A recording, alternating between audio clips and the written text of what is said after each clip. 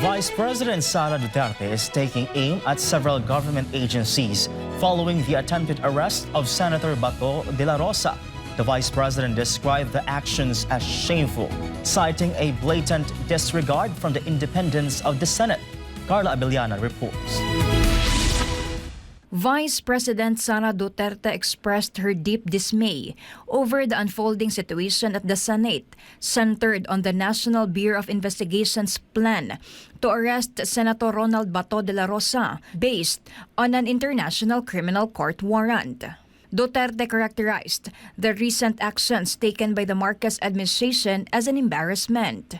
Nakakalungkot dahil nawawala yung respeto ng mga ibang ahensya ng gobyerno sa independence ng ating Senado.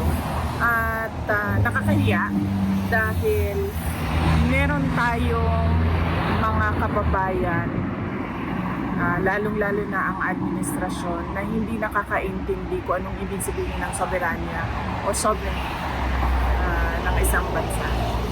Duterte further insisted that any arrest warrant not issued by a Philippine court has no legal standing in the Philippines. This statement comes as Senate Resolution 395 was filed, urging De La Rosa to voluntarily surrender to authorities. The resolution was introduced by Senators Francis Pangilinan, Vicente Soto III, Panfilo Lacson, Risa Hontiveros, and Bam Aquino.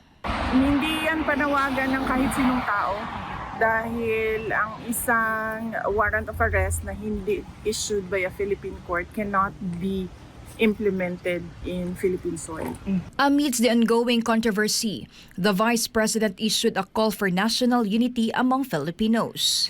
Magkaisa sila, dapat magkaisa ang ating bansa para sa katarungan, sa kaayusan, sa kapayapaan at sa kaunlaran. So dapat iisa lang yung direksyon natin at dapat doon sa apat na K na yon tayo papunta: kaayusan, katarungan, kapayapaan at kaunlaran.